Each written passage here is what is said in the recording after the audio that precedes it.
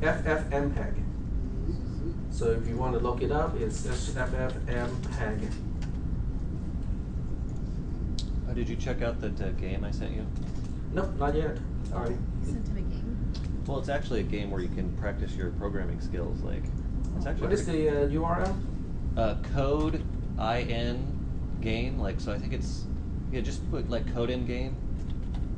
Yeah, down one. Yeah, and it can do a number of different languages and stuff like that. Actually, you just Solve puzzles, improve your skills, share.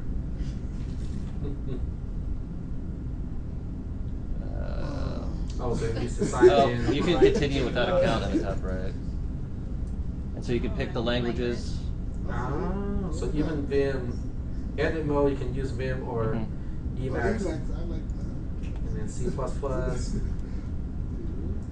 Okay, so the code below will read all the game information for you. On each game turn, information will be available on standard output. Okay, we can check it out. You know, not today, but Sure, some other day. Today we need to focus on arrays. So that'll be interesting for people to. Yeah, it might be interesting, especially when people want to do something, you know, over the break, you know, just to keep their programming mind, you know, sharp, you know, to get ready to at least be warm enough for the next semester. So this would be a good thing to do, you know. Yeah. All right. So what we'll do today is we'll focus on arrays today. I don't have enough time to finish all of the topics, you know, because I didn't quite time myself here correctly. But array is a very important topic, so we definitely have to hit arrays. Advanced file input output, you know, we'll probably skip because, you know, even though it is useful, it's not really. It has applications, but not in the sense that it will be used a lot in 400 and 430. Okay, but arrays will. Yep.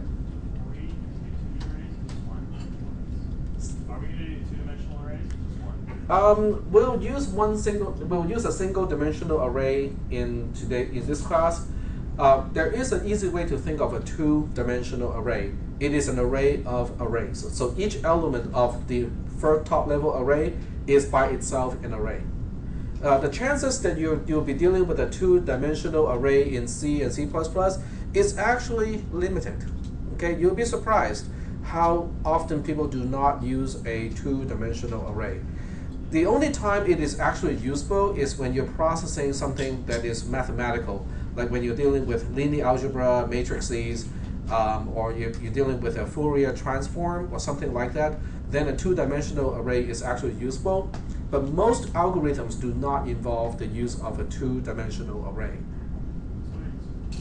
Say again? In my classes where we did Java, we use them all the time. Two-dimensional arrays? Yeah. What type of programs do you guys write? We did it for sort algorithms. Sorting using the two-dimensional array? No, or not sort. We did it for an image editing one, and then. Okay. I forgot the others. Yeah, for image processing, you know, it is going to be a two-dimensional array because that's how we represent images it's a bitmap.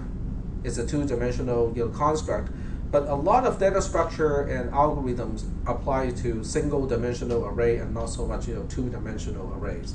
So, but as I said, you know, the easiest way to look at a two-dimensional array is it is an array of arrays. So each element of the top level is by itself an array.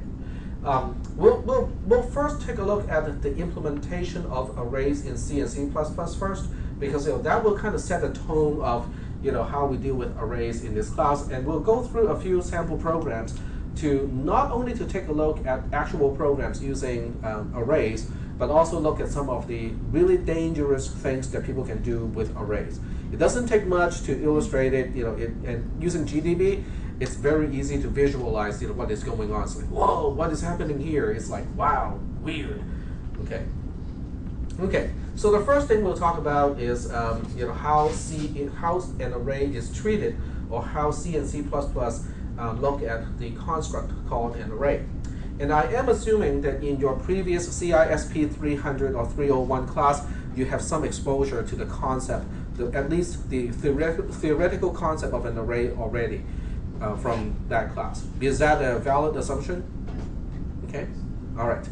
So assuming that, we'll be focusing on the syntax and also the mechanism of using arrays in C and C++.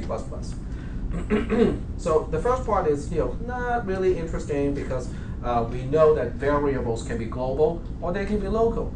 And the same thing with arrays. Arrays are just basically, you can see them as bigger variables, but nonetheless an array is really just a variable that has parts basically. It will follow all the same scoping rules and all the lifespan of rules that are applicable to variables. When you allocate an array, the size of the array must be determined at compile time. Now this is really important because this is where C and C++ actually is different from many of the other programming languages, including Java and most scripting languages like PHP, Perl, and so on. Okay? So when you want to declare an array of 10 integers, this is the syntax to do it.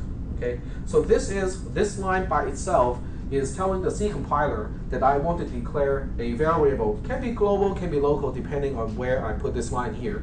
But it's telling the compiler that I want to have an array. The name of the array is X. It is an array of 10 integers. So each element is of the type integer. Yep, go ahead. So it's those brackets that tell us it's an array? Correct. Okay. So the bracket has definitely a special meaning in C and C++, and that actually is just consistent with the way that we used square brackets in CISP 300, at least the way that I taught that class. So this line looks kind of the same as this line here, but these two lines are completely different. The first line is saying, we are first allocating the space to store 10 integers, and then 2, we are now naming the space for the 10 integers to be X. So that the rest of this code, or in the rest of this scope here, I can refer to that array as X. The other one, which seems to be about the same thing, but without a number or anything in between the square bracket, is merely saying that X is a pointer to an integer. And yes, I did not misspoke, okay? I did say pointer, okay? In C and C++, the line between a pointer and array, there's a line, okay? There's a slight difference between what is an allocated array as opposed to what is a pointer. But that line is really, really faint. Okay, so we have to be very careful when we treat a pointer as an array, because that's what most programs do, is they have to do it that way. And that's also partially why we have the next section just talking about pointers and arrays, because those two concepts do not seem to be related, but they are very much related in C and C++. And that has to do with, go ahead. I'm sorry. You said a pointer to an array or a pointer to an integer? It is a pointer to an integer. So this can be seen in using two ways. You can effectively, X is a pointer to an integer. So, just to murky things out, if like exam question 5, where you had us trying to implement post increment. Right. Okay. So instead of using the ampersand, we can hypothetically throw that in there as a parameter.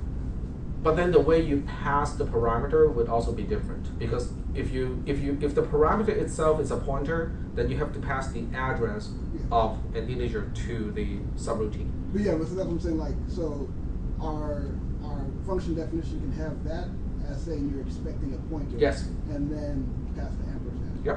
And then we don't actually need an asterisk. It's the same thing almost. You like this stuff. This is the you same will as not the need. asterisk. Okay, so with a pointer, you use the asterisk operator for dereferencing. But when you use an array, or if you see something as an array, then you use the indexing operator to access something that it points to. Okay, so that's a good question. Let me just put it here in my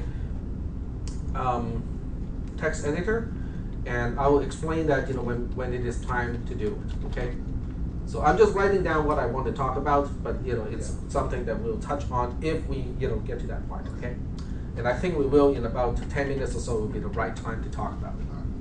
Okay, so this has to do with, in C and C++, it has a very simplistic way of looking at arrays. You give the computer the address of the first element in an array, and then the computer figure out how to find the rest of the elements using this expression here. So I'm just going to highlight the expression. So in this expression, b plus I times s, b is the address of the entire array, which is also the address of the first element of the entire array. And then I is the index of the element that you want to access, and s is the size of each element. Okay. Now, just looking at this expression kind of tells you that all elements in an array must have the same type and hence the same size. Otherwise, this equation or this expression cannot work. Yep. So they have to be the same width, so you can only have right. So a 2-digit number can only be an array of 2-digit numbers and 1-digit numbers, right? That is correct. You cannot have an array where you have 32-bit integers, 16-bit integers, 8-bit integers, and structures and whatnot.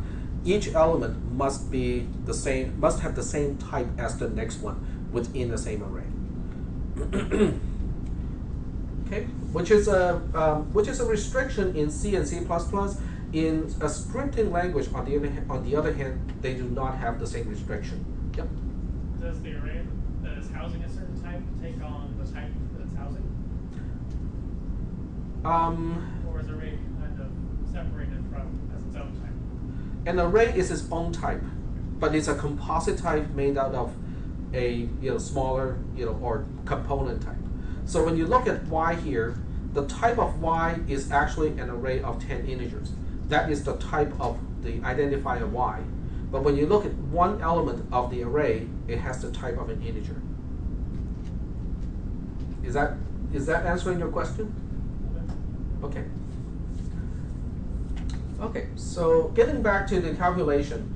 So one way you can visualize this is, when you look at memory content of a computer as, just one contiguous sequence of bytes, okay? 1 byte is 8 bits. We are basically just saying, okay, give me the address to the first element of the entire array. Now, the address of the first element of the entire array is the beginning of the entire array itself. Is that part okay? So if you tell me what that address is, and you tell me the size of each element, and then you tell me the index of the element that you actually want to access, do I have the way to calculate the address of the element that you want to access? Sure, right? I mean, that's not too difficult. It's kind of like saying, I'm trying to come up with an example here. Several things came to my mind. I'm just trying to pick the right one. Subway. Okay? Subway. Sandwiches. Lunchtime. It's about the right time to think about Subway. Okay. So let's think about Subway. And they don't have just, foot long. Let's say they have yard long and mile long, really big, long, sandwiches. Okay? Okay? Okay. Okay. So with that in mind, okay, I'm pretty sure most of you are thinking about eating instead of C programming now. Okay, so with that example, we'll call one element one particular section of that sandwich. Okay, so when you talk about that, then you can say, okay, where's the beginning of the whole sandwich? Okay, here's the beginning of the entire sandwich. But the beginning of the entire sandwich is also the beginning of the first section of the entire sandwich. Is that making any sense? So now we can say, okay, so I want to access the fifth section of the entire sandwich. If I tell you where to find the beginning of the entire sandwich, can you go to the fifth section of the sandwich? Well, you need one more piece of information. How long is one section, right? Because one section can be 6 inches, one section can be a foot. Okay, but if I tell you one section is a particular length, and I tell you which section I'm interested in because that's my section, you can probably locate that section for me. It's the same way with C and C++. when it comes to array indexing. You just tell, you just have to know where's the beginning, what type of value we are storing with each element, and then the indexing mechanism can help you find exactly where where's the section that you want. Okay, is that part okay? Sort of. Okay. This is actually I can illustrate this fairly easily using a sample program, so that's what we'll do next. So we'll write a very simple program just to illustrate, okay, where's one element, where's the next one, and where's the other one. And I'll just call this elements. And instead of using int, I'm going to use something that looks kind of complicated. Okay, so it's not even using an int. I'm just going to use a structure, and the structure can be complicated. Okay, can have an integer, a character, followed by a long integer, which is kind of like doubly long. It's a 64-bit integer. So it doesn't really matter. I'm not going to put any values into it. But the whole thing is, I want to know, where is the first element, where's the next one, and so on. That's what I want to know. So in this case, I'm going to declare I have an array, and I'll call this array, A, and it has 4 elements. Each element is a struct X. Okay, is everybody kind of comfortable with the syntax of declaring an array in C and C++? So what this line, or line 10, is going to do is it will allocate the space in memory to store 4 struct X constructs. And that space is going to be contiguous. In other words, it's not going to skip over anything. It's going to be contiguous. And the starting point of the entire chunk of memory also has a name of A. That's the name of the quote-unquote variable. Okay.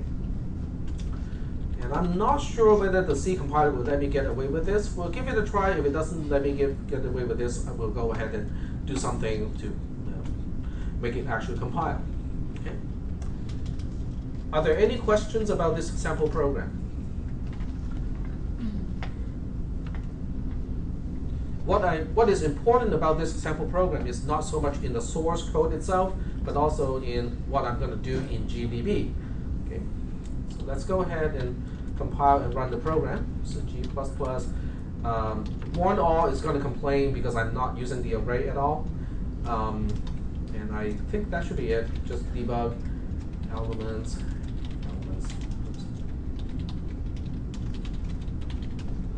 Yep, that's just a warning. It's okay in this case because it's just for illustrating how to use an array. So we'll GDB, in this case it's called elements. Put a breakpoint on line 12. The program doesn't do much. So if I say print A, this is what it's printing. And the way to interpret this is the first element of A. And by itself, because it is a structure, it has a member called X, and that member so happens to have a value of 1 because it's uninitialized. The second element, or the second member, is CH, and at this time CH has an ASCII code of 33, which is the exclamation point. Don't ask me why it has that, because it is uninitialized. It just so happens to have that in that chunk of memory. And Y, being a long or 64-bit signed integer, has this number in it. And once again, it's just because it is uninitialized, it has some really kind of randomish number. Okay, that's not really the part that I want to illustrate. Okay, it is kind of useful to know that in GDB, if you ask it to print an array, it would actually print all the elements of the array. It's pretty handy. But what I do want to know is, where's the address of A?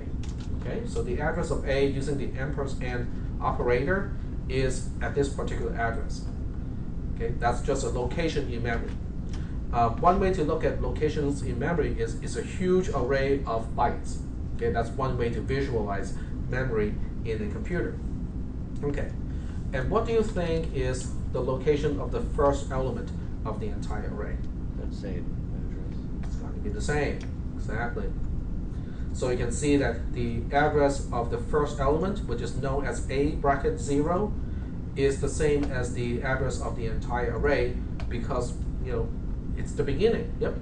On that line that has the $2, is that basically just printing out that little expression that you talked about, where it says x times 4, so it's basically saying like x with 4 elements. Yeah, this is saying that this is okay. This 4 here is saying that this is an address of 4 x's, 4 struct x That's what I'm saying. constructs. So it's kind of like that equation where.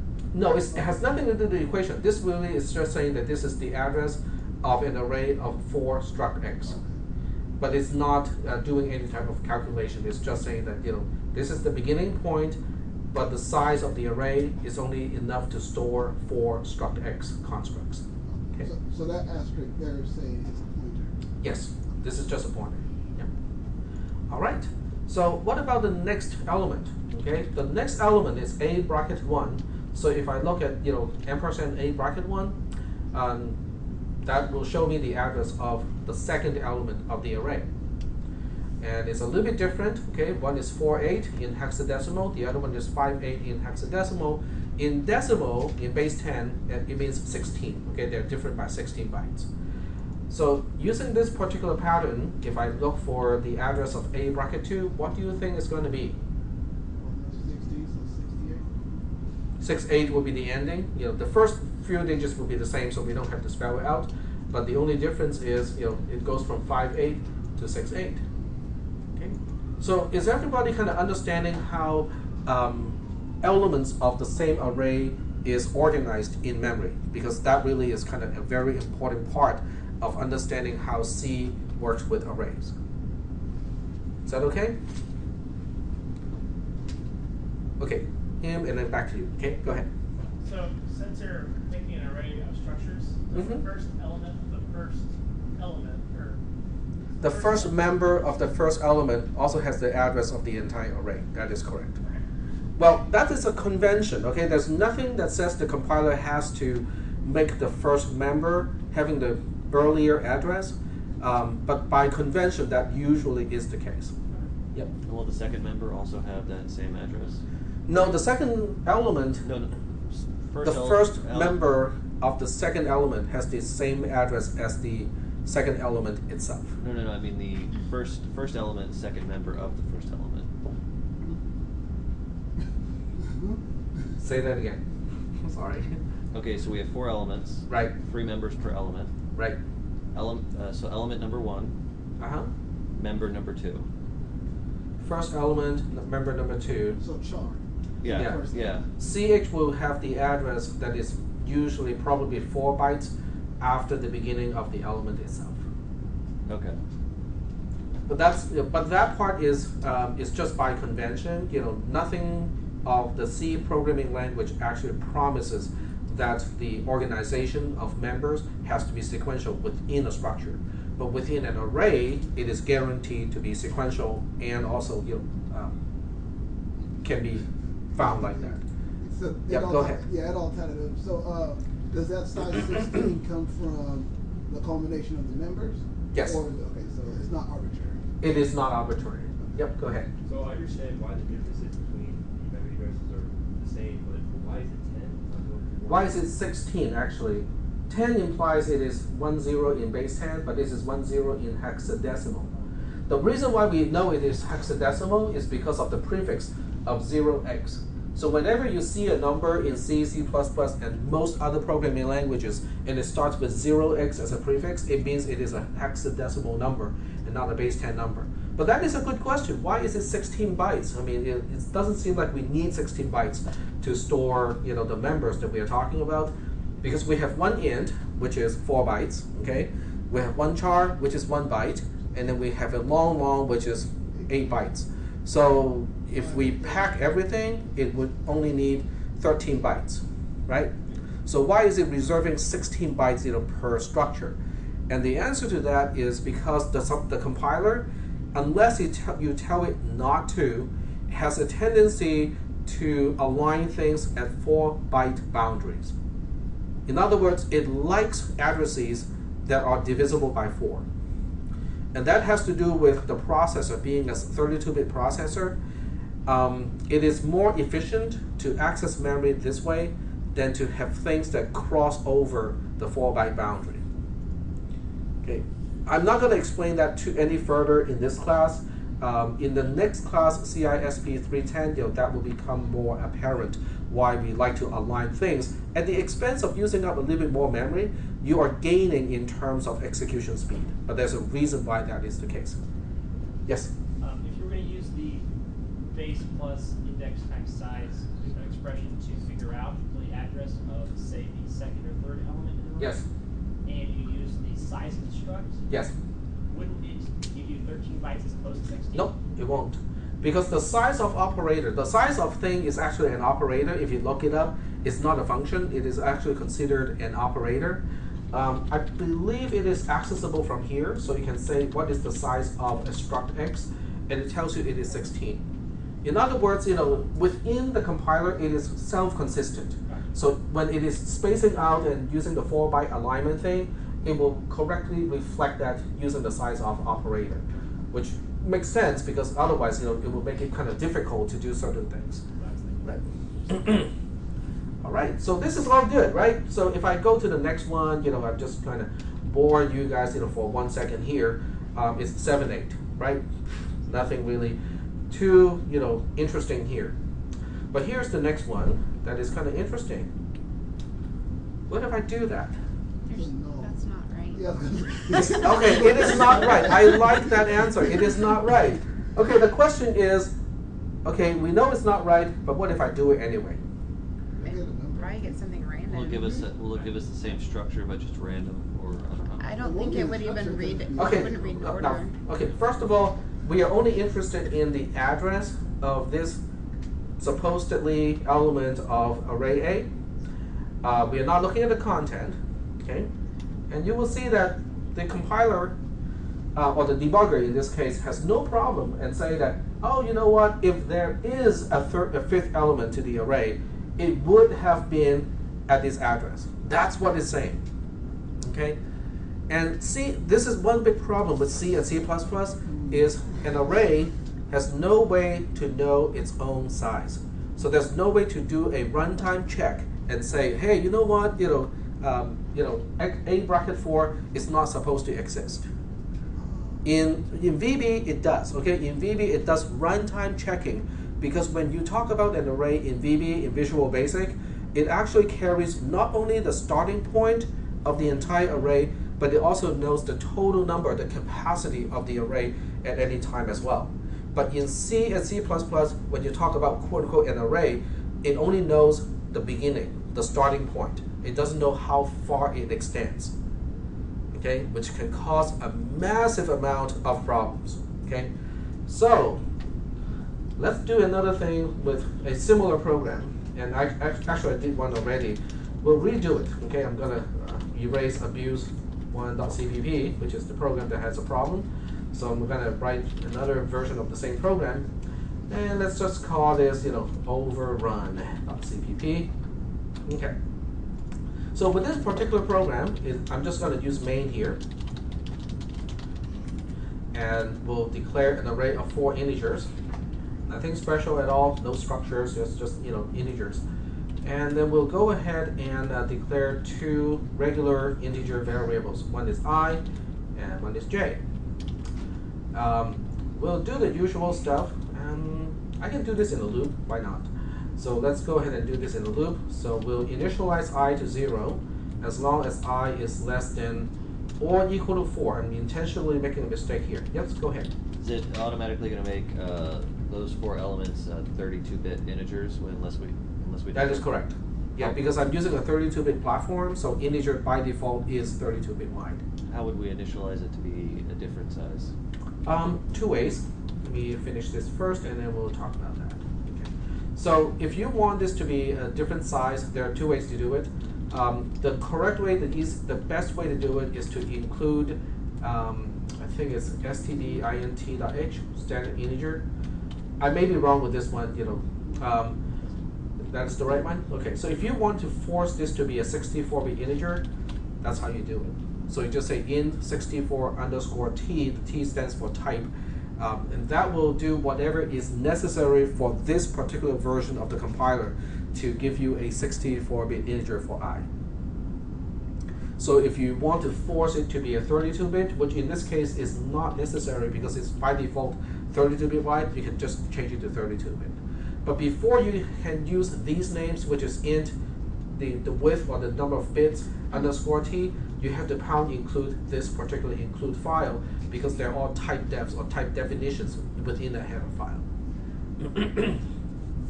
Is that answering your question? Okay, all right.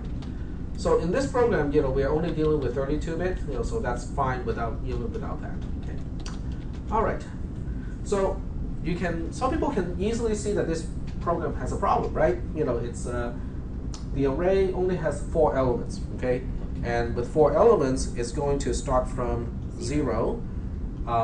So we should only be dealing with a bracket 0, a bracket 1, a bracket 2, and a bracket 3. But when you look at the structure of the loop, when I is less than or equal to 4, it stays in the loop. So in the last iteration of the loop, a bracket 4 will get a value of 4. Okay? So we want to know what's going to happen when we overwrite some memory location that does not belong to the array because we did not allocate 5 integers. We only allocated for 4. Yep. I have 2 questions. Yep. Go ahead. Didn't we initialize the array to be x and not a? Oh, you're right. Okay. Naming. And then the second question is when the compiler's running this and it sees that initialization of the 4 elements for array x, how's it going to know not to randomly assign values before it gets to the loop? So it goes initializes I, then it sees we're creating an array of 4 elements. How does it know not to put 4 integers in there automatically before it gets to that for loop? You mean on line 4? Yeah. Line 4 is only responsible to reserve the space of 4 integers. It's just like with line 3, it is only responsible to reserve the space of 1 integer, and then we label that space as quote-unquote I, and then this will reserve the space of 4 integers and then call it space x, basically. Okay. Any questions? All right, so let's go ahead and run this program and see what happens. So g++ -1 all -g-o overrun.cpp. And it complains about J not being used, but that's fine, okay? It's not an issue, all right? So then let's go ahead and GDB the program. GDB overrun, list the program, put a breakpoint on, let's put a breakpoint on line 9, okay? Which is the only one line that has, an issue. And then we run the program. This is the first time we stop on line 9, and we can print, several things, like we can print I, we can print J. It's too smart, that's fine, it's not a problem. We can still illustrate the point here. And we can print x. X is uninitialized at this point, so it comes with all kinds of numbers. I mean, it's okay because it's not initialized. It can have any value. Okay, and then we single step through that line, and we print x again. The first element has a value of 0, okay, which is fine. We continue the program, single step again. Now we have 2 elements initialized. Continue execution, single step, now we have 3 elements initialized. And we'll continue one more time, single step, print x, now we have 4 elements initialized. This is the second last iteration. We are not done yet, okay? Because if I print I, it has a value of 3. Come to think about this, this program may not, no, it's not going to show the symptom that I wanted to show. Okay, but there is another way to look at this too. So let's continue here, and we print I. I now has a value of 4. Okay, so we know this is not supposed to happen, right? And I want to know exactly where it is going to store the value of I, which is 4, with this particular statement. In other words, if I look at the left-hand side of the assignment operation, I want to know exactly where is it going to store it. Well, that's not difficult. We can just say, print the address of x bracket I, which is a bracket 4 at this point, and it says, okay, it's this location. Okay, not a big deal.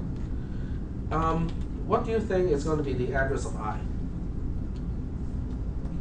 It's the same. Well, who says that location cannot be I? We know for one thing that location should not belong to the address, should not belong to the array, right? Because we are now looking at the fifth element of an array, but we only allocated 4 elements for that particular array. So the fifth element, the so-called fifth element, does not even exist, which is the name of a movie. I know exactly why you are laughing. And now I cannot stop Bruce Willis, like in my head, doing all his usual thing. Okay. Okay, but this is what happens because that space, these 4 bytes, they do not belong to array X. The compiler already allocated these 4 bytes for variable I. So in this case, the end result is not visible because I'm trying to store 4 into a location that is already having a value of 4. So it's not visible. But you can imagine this is actually not the right thing to do because this location does not belong to the array. Is that okay so far? Some kind of? Okay. Okay. So that means you can write programs that can result in some really, really strange behavior. What I'll do next is to show you a program that is very strange, but I'm not going to explain why it is so strange. Okay, so we'll go ahead and write this program, and we'll go, I'll just call it strange.cpp, because it is strange. Okay, we'll write a subroutine called, I think in my other class I call it Saboteur. It's, how do you spell Saboteur? B-O, Sabo, Yeah, I think it's T-U. Does it look right to you? Okay. And it doesn't do much. It has an array of 1 integer. Okay. Wow. Wow. Great. We have an array of 1 integer. It is actually allowed. Okay. You can have an array of only one element. And what we'll do is we'll do something kind of strange. I now have to kind of think back and know. Okay, we're going to modify. Blah, blah, blah, blah. Okay. So we're going to do this. So what we'll do is we'll say x bracket 1. We want to shift it by 4, so plus equal 4 like that. Okay, that's all it's going to do. And then we'll deal with main here. And this time in main we'll have a few. We won't even have an array in main. Okay, we'll just have a few normal integer variables here.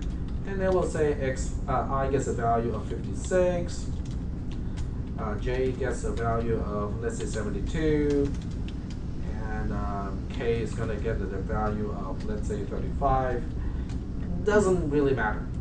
And to prevent the compiler optimizing these variables out because I'm not doing anything with it, actually it won't because I'm storing something into it already, so it's not going to optimize these out, and I'm going to call Saboteur, and then return 0 at the end here.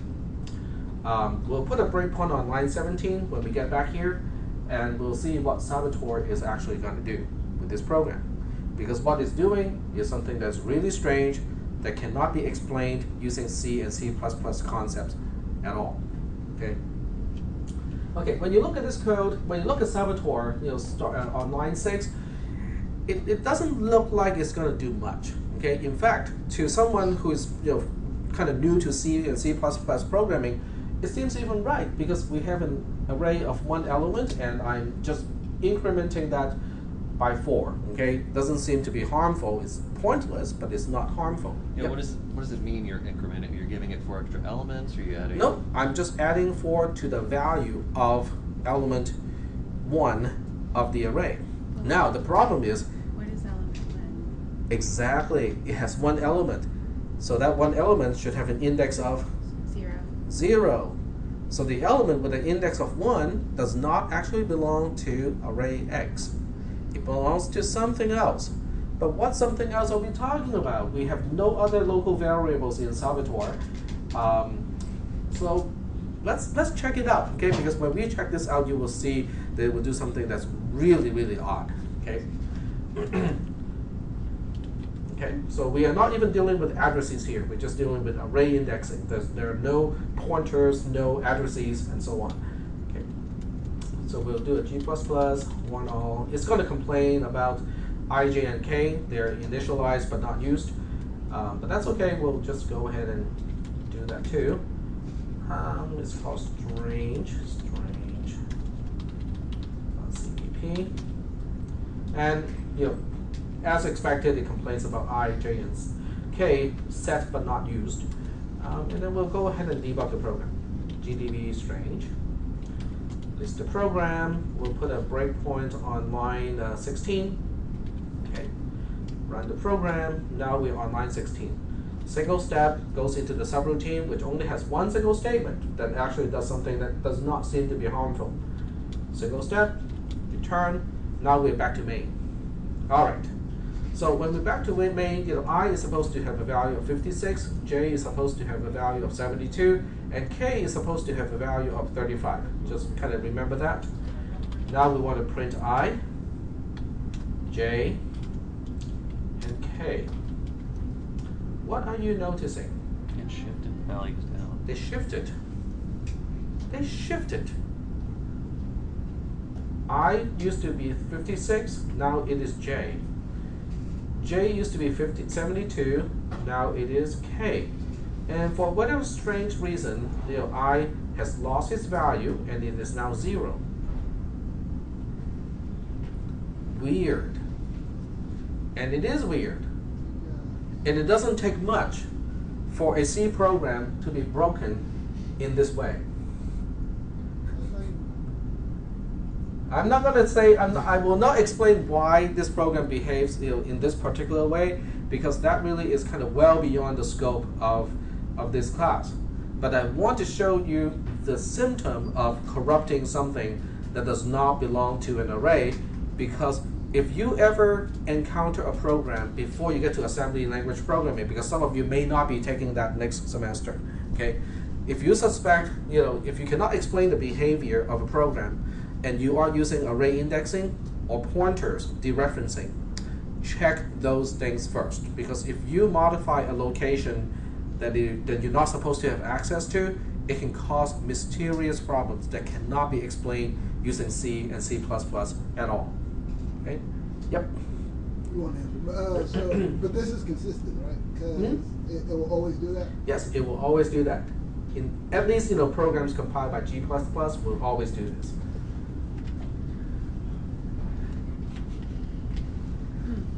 Moral of the story. Don't access an array out of bound, ever, in C, Which is actually a pretty tall order, actually. Okay.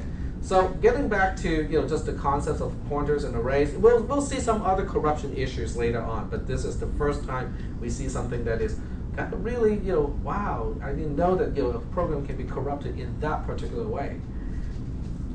So okay, so getting back to pointers and arrays here, these two declarations are completely different. Remember, the first one is basically saying x is a pointer to an integer. The second one is actually an array of 10 integers, and they're completely different. The reason is that these two are completely different is x is basically a variable in this case, but x as a variable is a pointer, which means what does it store? X stores, no, it doesn't store an integer as a pointer. It stores the address of an integer. And if this is a local variable, what is the initial value of x? Just the way it is declared at this point, like that. It's uninitialized, right?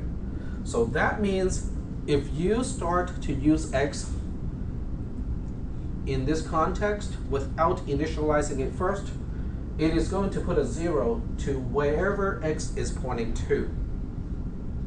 Okay. Now that really gets back to what I wrote down earlier. When x is a pointer to an integer, this is really equivalent to that. They're doing exactly the same thing.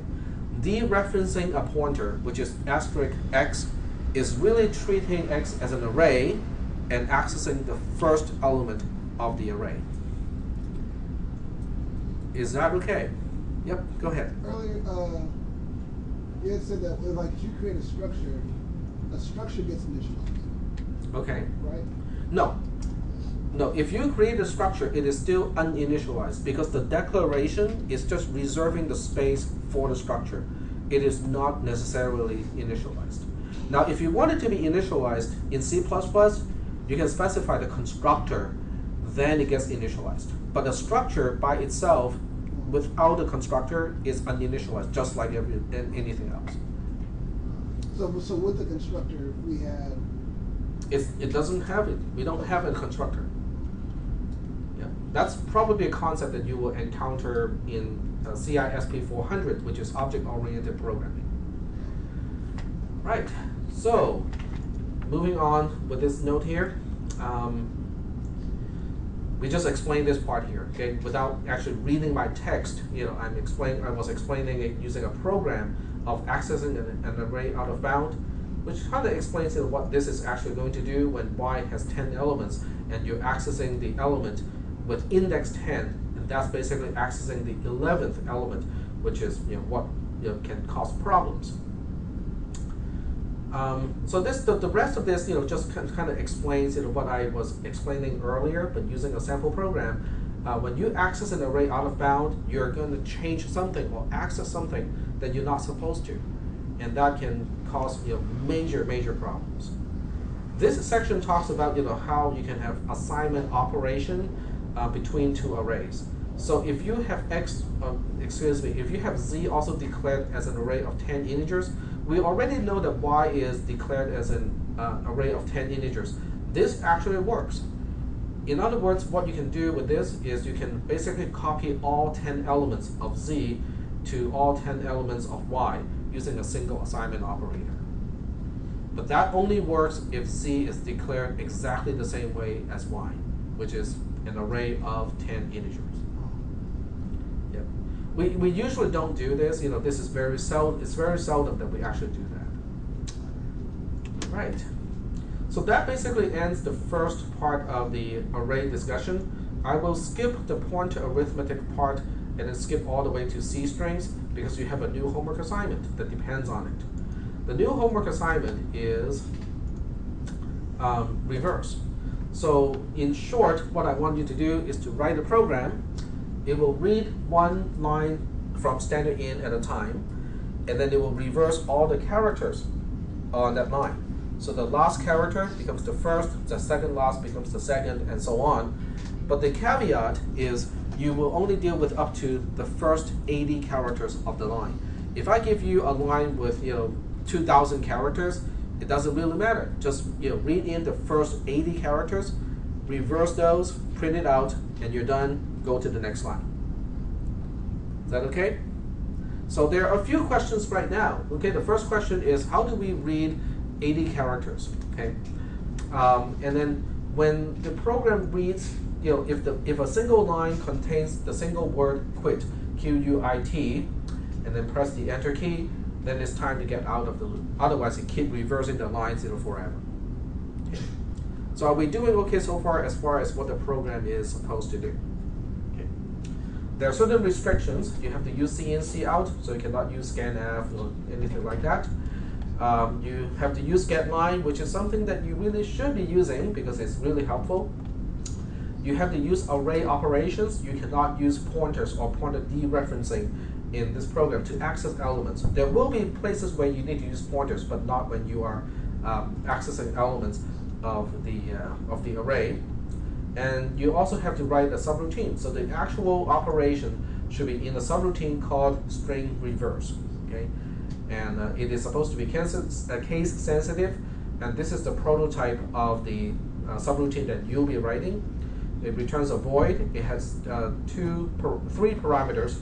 The first one is reversed, which is the destination of the reversed text. The second parameter is original, which is a pointer to, or is an array that you start off with, and n specifies the number of characters that you have to reverse, or up to that many characters. Okay, and how to turn it in, usual stuff. You zip the folder itself, with the source file included, and you turn in reverse.zip, and it's all case sensitive. Just want to be sure that everybody remember, the name is important, because otherwise my script won't pick it up.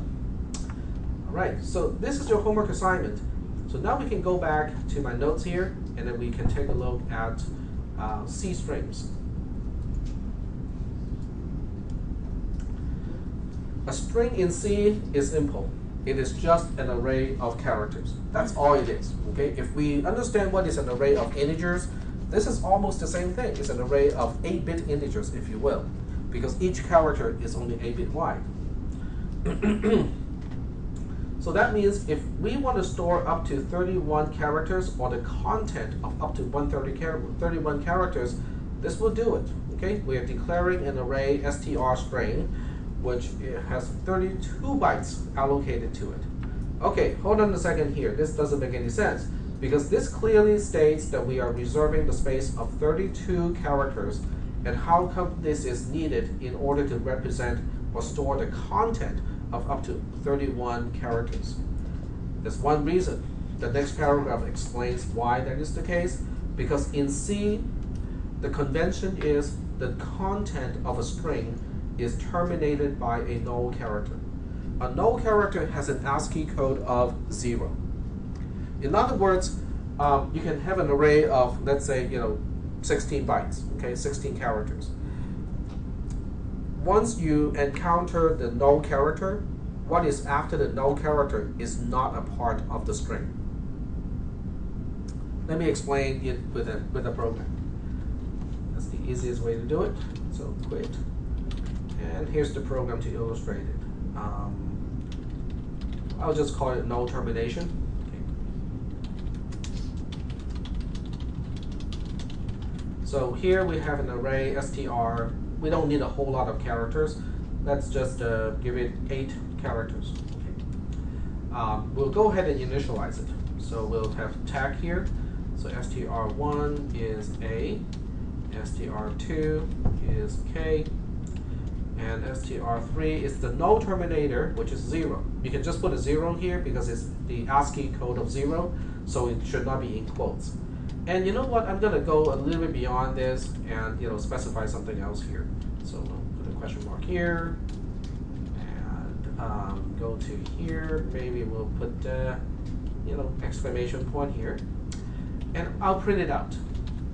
So this time I'll do a pound include iostream, and we'll do a cout, std cout str, and we'll put an end of line here too, just to make it look nice when we print it, when we run it on the command line.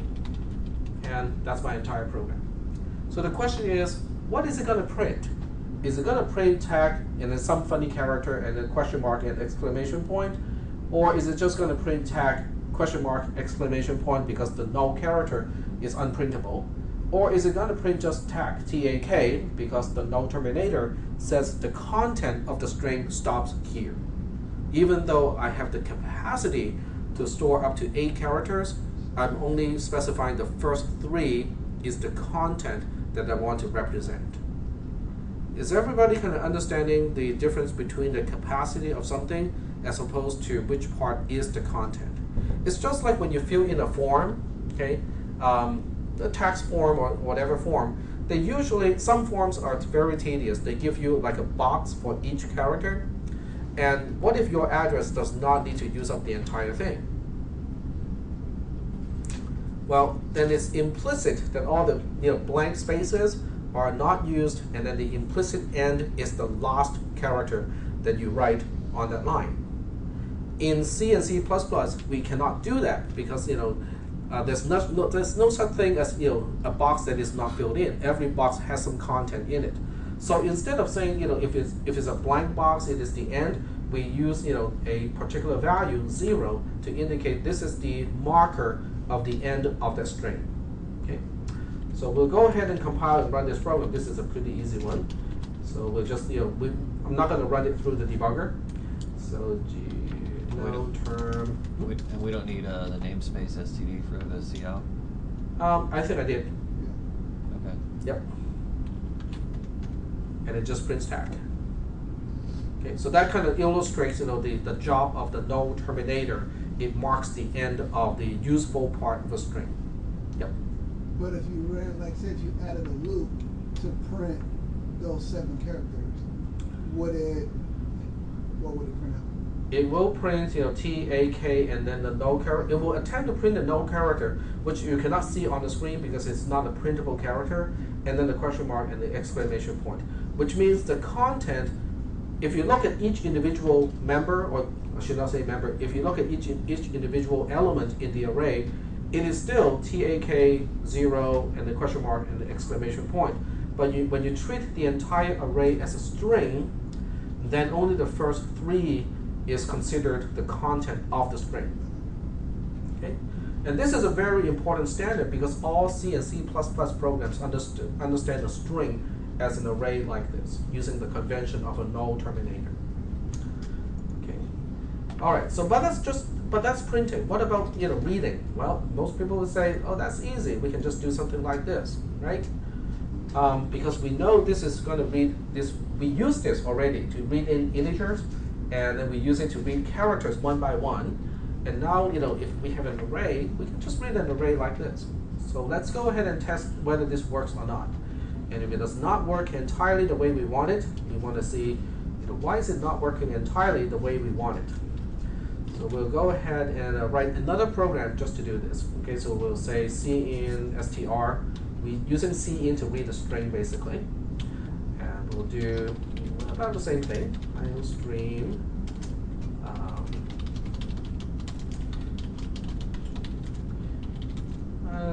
Let's see, we'll give it 8 characters, that's fine. And then we have a std cin to str, like that, and then return a 0. Okay, I will have to run this in the debugger, just so that we can see what it actually read. And on top of this, we'll give it a few test files. Okay, I think we have test1 already constructed. Oops. Test1.in. Okay, test1.in has a little more than 8 characters. And then we have a test2.in, which is a lot smaller, and I'll make a test3.in, which is just a space b space c space d space e space f, like that. Okay, so now we have 3 test files, and we'll see what it does to these test files. All right, so let's go ahead and give it a try. Compile first. CINSTR.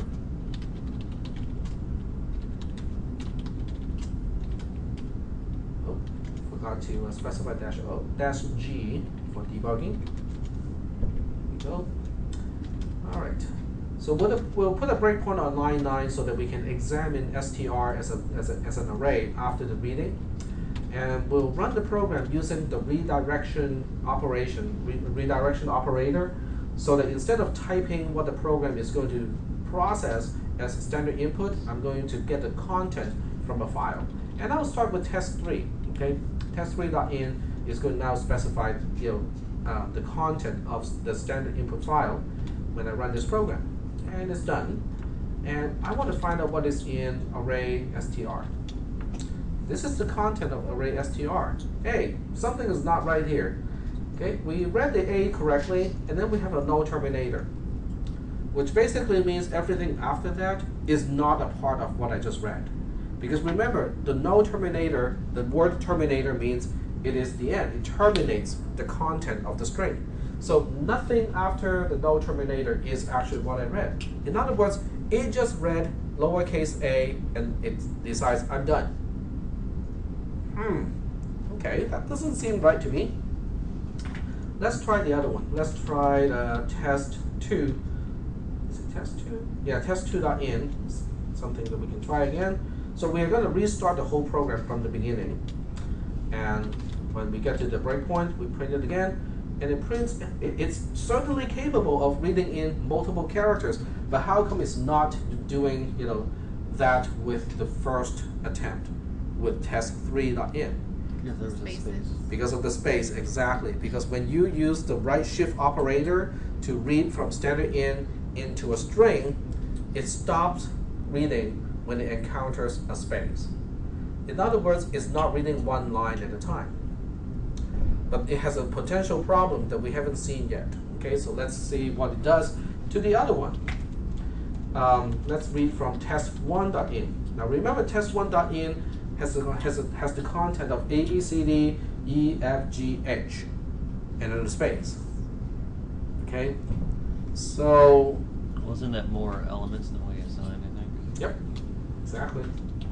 So when you run this, we'll take a look at str, and it prints it correctly, but let's count. 1, 2, 3, 4, 5, 6, 7, 8. The fact that it's printing only this much means there's a null terminator at the end. Where is the null terminator? Who owns the null terminator? Not str, something else. In other words, this is actually overwriting a memory location that does not belong to the string itself. Okay? All right. So what you need with your homework assignment is not to use the cin right shift operator. What you need is, what is the program here? There we go. Get line is what you need. So with get line, I'm going to make this a little bit longer just so that we can read the entire line. So I'm going to make it 80 characters, which means it can really only store the content of up to 79 characters because one has to be used up by the null terminator. So the way to use getLine is, it is a method of cin. The first parameter that you pass to it is an array of where to store the characters. The second parameter specifies up to how many characters I'm going to read. So in this case, it does not really conform to the homework assignment, which is 80 characters. But in this case, I can only read up to 79 characters because I only have the space of 80, and we need one space, one character to store the null terminator. The third parameter, actually I take it back, I made the same mistake in the morning. You tell it the size of the array itself, and it will only read up to 79 characters as a result. Okay, so I take it back. And then the third parameter is what is considered an end of line character. So \n or the line feed character is considered as the end of a line. Okay, so now that we have made this change to this program, let's go ahead and recompile the program and use GDB to take a look at the behavior of this program. We set a breakpoint on line 9, run the program, and redirect from test1.in. Now we can print str, and you can say, oh no, it's not working, look at all that gibberish. Well, but before you look at all the gibberish, you can kind of look at the actual content. Just do it, do a linear scan. A, B, C, D, E, F, G, we know that's the content of the file, a space, which is also a part of the file. 1, 2, 3, 4, 5 is a part of the file. And what is this one here? It's a null terminator. So what is after the null terminator can be anything. I don't really care because they are not really considered a part of the content of the string, even though they are a part of the array. But when we look at the array as a string, the rest of the array is not a part of the content. And it read the spaces as the null terminator in the other programs, but not here. Why? Because in one, I was using the right shift operator, the greater than, Okay. and that one is sensitive to a space character. But when you use getLine, it is going to ask you to specify what you consider as an end-of-line character. And since I specify line feed as an end-of-line character, it will read up to, but excluding the line feed character itself. So the line feed character is actually quote-unquote tossed. It is actually thrown away because it is considered as a terminator or a separator of lines in this case. So that means if there's nothing past the 1, 2, 3, 4, 5, it's going to consider that the new line feed and just assign random values to the other elements. That is correct. Okay. Or you should say the content of the rest of the array is just the way they were before the getLine call. Okay. Before it's already kind of like gibberish, but getLine is only using the first part of the array and put a null terminator where it ends, but the rest of the array it did not even touch. Is that part okay so far? The numbers don't look all that random though, because there's a lot of them that show up in here multiple times. 377 shows up in there. Okay. A lot. 0, 0, I can also explain how to read these values. This is actually an octal number. It's a base 8 number. And in base 8, 377 has a particular meaning because it means FF in hexadecimal. They're all ones, basically. You have 8 ones here. That particular pattern happens a lot, because there are many addresses actually with FF as a component, and that's why you see that particular pattern repeated several times. All right, so you do have one thing that you can do at this point with your homework assignment is to read in a line at a time, up to 80 characters. Just read it. You can do it in a loop. So now the question is, how do you get out? How do I know that I have just read quit, Q-U-I-T? Well, there are many ways to do this. There's a really straightforward but kind of brute force way to do it. Okay. Tell me what is quit. Okay, so what we'll do is we are going to, that's an easy way to do it. Okay, we'll put a breakpoint on line 9. We'll run the, sorry? Would it be just like we have a loop for how many elements or how many? Oh, you don't even need a loop. Okay, so what we'll do is going to say, okay, I just input quit to the program, right? So if I print string, that's going to be how quit, Q-U-I-T, on a single line is represented. And without any big surprises, we kind of know what it is, right? It's the ASCII code of Q, the ASCII code of U, I, T, and a null terminator here. Okay? So how do you test whether a string starts with Q, U, I, T, and a null terminator? Just using constructs that we have talked about already. No string compare, no fancy stuff like that.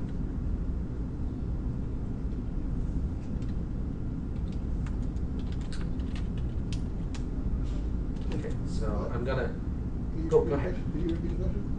Okay, the question is, how do you, okay, this is the name of this file describes what we want to do. Check for quit.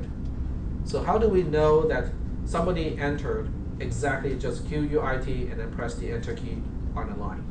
Wouldn't we just, isn't it? Search for those characters. Yeah.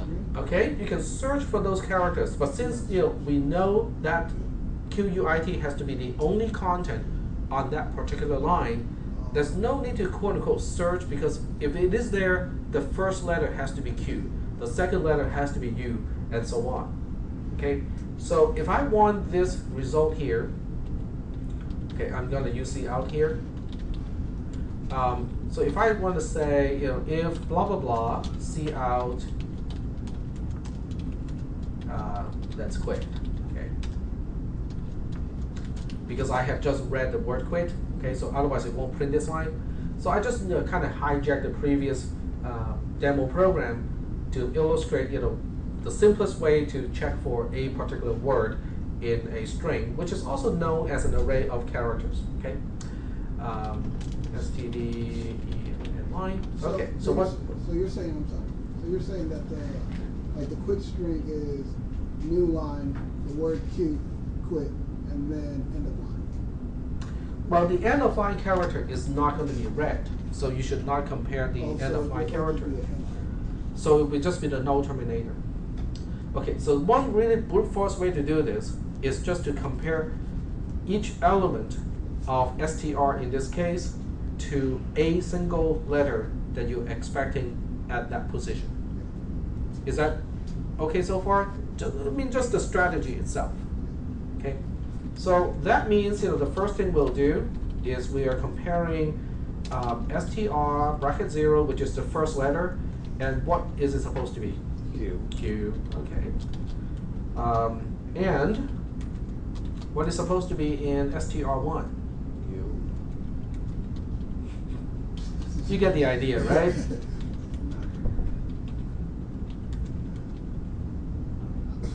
Uh-huh. Yep, and it works too. Okay, it is very tedious, it's brute force, but it works. Okay, and we cannot stop here.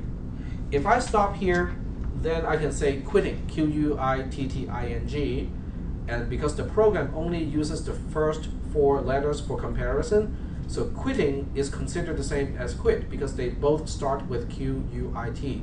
So I need to compare one more just to be sure that QUIT is the only part that is typed in.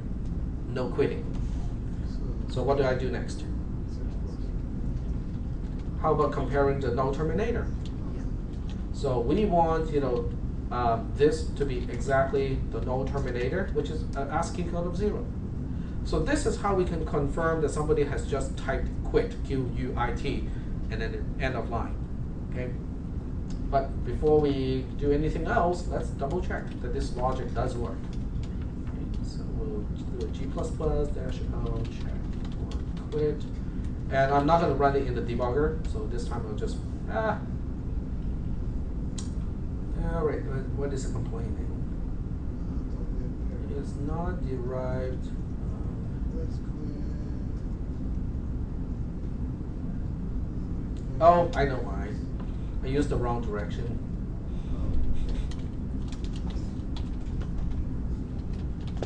There we go. There we go. So check for quit. If I type in quitting, it doesn't print anything. On the other hand, if I just type quit, it prints let's quit. Okay. We are running out of time, so you can only do a part of the homework assignment.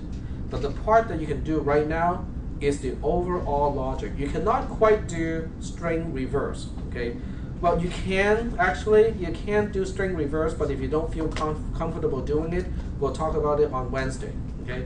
But the part that you can definitely do is to read in the strings, from standard in, one string, one line at a time. Just print back the 80 characters, okay, the first 80 characters, until you type quit. Then the program should know how to quit. Okay, so that logic, you should be able to implement already at this point. Any questions? I was like an after class version. Okay, got it. So I can go ahead and stop the recorder.